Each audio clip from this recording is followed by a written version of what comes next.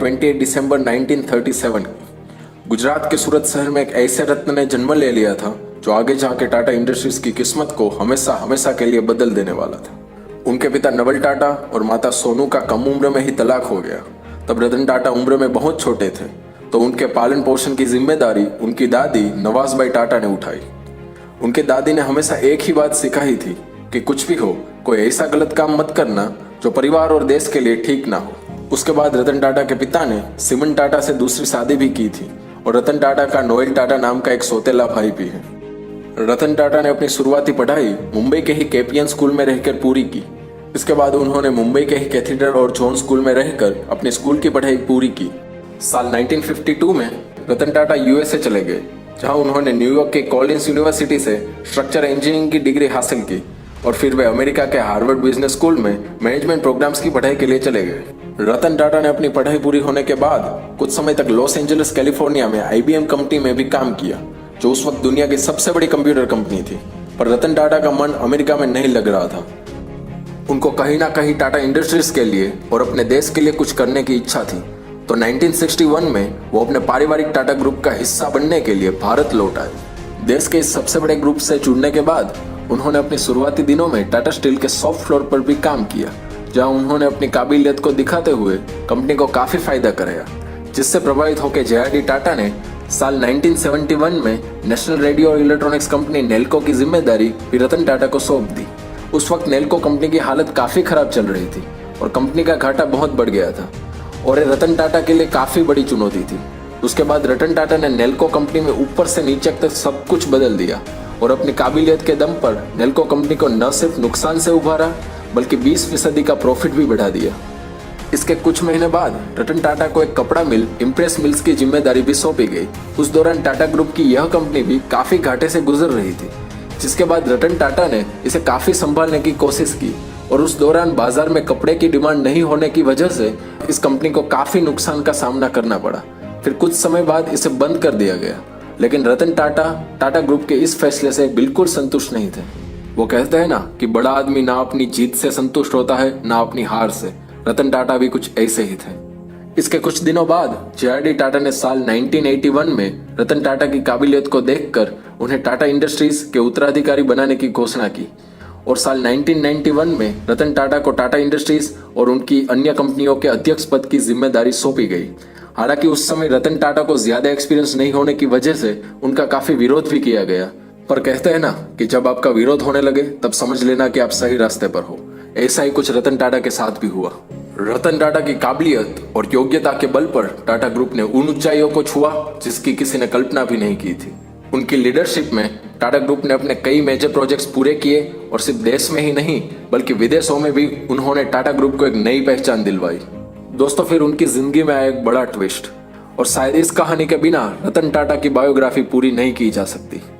उस वक्त टाटा मोटर्स घाटे में चल रही थी, तो वे कंपनी को फोर्ड मोटर्स को बेचने के लिए अमेरिका गए, जहां फोर्ड मोटर्स ने टाटा की बेइज्जती करते हुए कहा कि हम आपकी कंपनी को खरीदकर आप पर एहसान कर रहे हैं। ये बात रतन टाटा के दिल में चुभ गई और वह बिना कंपनी को बेचे वापस भारत लौट आए और फोर्ड मोटर्स को सबक सिखाने का फैसला कर लिया और उन्होंने टाटा मोटर्स कंपनी का हुलिया ऊपर से नीचे तक पूरा बदल दिया और टाटा मोटर्स को फिर से एक प्रॉफिट करती कंपनी बना दिया। फिर जब 2008 में फोर्ड मोटर्स की दो लग्जरी कार बनाने वाली कंपनियां लैंड रोवर और जैगुआर घाटे में चल रही थी, तब रतन टाटा ने उन कंपनियों को खरीद लिया। तब फोर्ड ने कहा कि अब आप हमारी कंपनियां खरीदकर हम पर एहसान कर रहे हो। इसके बाद 28 दिसंबर 2012 को रतन टाटा टाटा ग्रुप की सभी जिम्मेदारियों से रिटायर्ड हो गए, पर वो आज भी ऑफिस जाते हैं और रोजाना काम करते हैं। दोस्तों, ये तो बात हुई रतन टाटा सर के निजी जीवन की।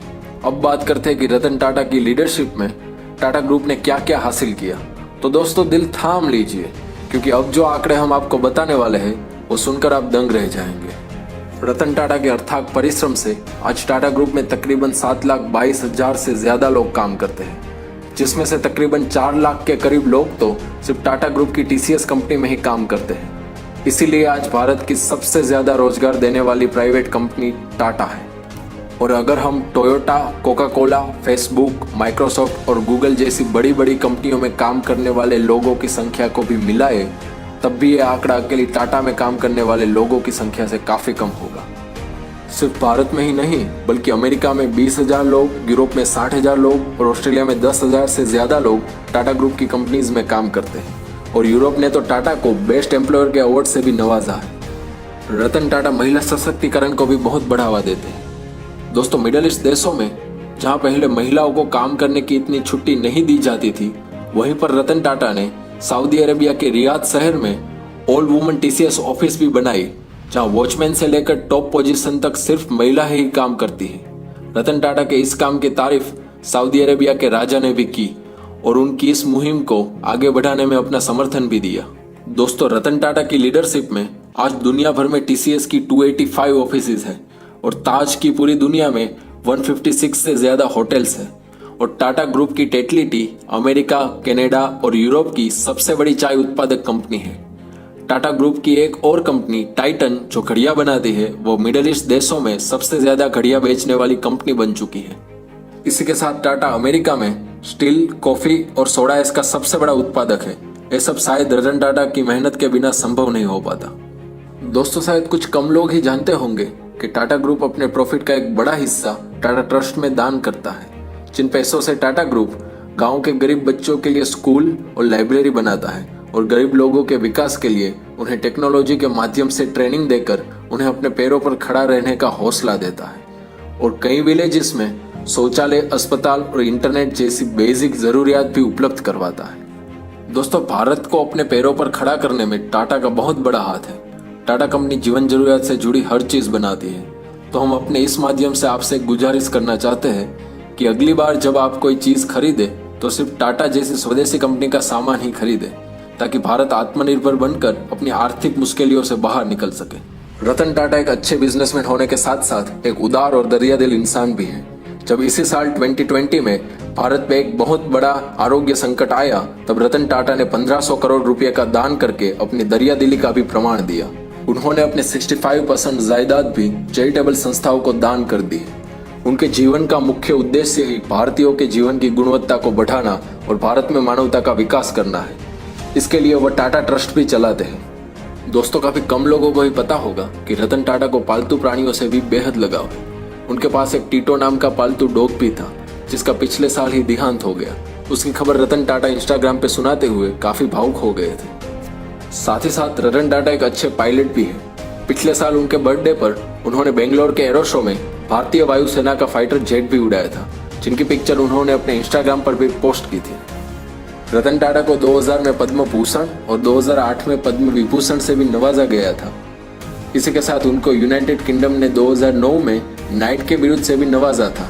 रतन टाटा को गाड़ियों का भी बहुत शौक है और उनके कार कलेक्शन में Ferrari California, Mercedes Benz S class, Jaguar F type, land rover और मजेराटी भी शामिल है। रतन टाटा बुक्स पढ़ने के भी काफी शौकीन है और वे बताते हैं कि अब रिटायरमेंट के बाद उनको अपने शौक पूरे करने का काफी टाइम मिलता है। अमेरिका में पढ़ने वाले भारतीय स्टूडेंट्स के लिए रतन टाटा ने हार्वर्ड यूनिवर्सिटी में $50 मिलियन और कॉर्नेल्स यूनिवर्सिटी में $25 मिलियन का भी दान दिया है। और हार्वर्ड यूनिवर्सिटी ने रतन टाटा के सम्मान में रतन टाटा के नाम से रतन टाटा हॉल भी बनाया है। दोस्तों, रतन टाटा सर के जीवन से हमें यह सीखना चाहिए कि जिंदगी उतार चढ़ाव से भरी होनी चाहिए, क्योंकि दिल की धड़कन नापने वाली मशीन में भी सीधी लकीर का मतलब सिर्फ मौत होता है। रतन टाटा सर, भारत आपकी सेवा को कभी नहीं भूल पाएगा और आपके जज्बे और जिंदा दिली के लिए हम द बिजनेस ज्ञान फैमिली आपको सलाम करते हैं। दोस्तों, अगर आपको हमारा ये डॉक्यूमेंट्री वीडियो पसंद आया हो तो इसे ज्यादा से ज्यादा अपने दोस्तों और परिवार में शेयर करें और हमें नीचे कमेंट करके जरूर बताइएगा कि आप अगली वीडियो किस पर देखना चाहते हैं। जय हिंद।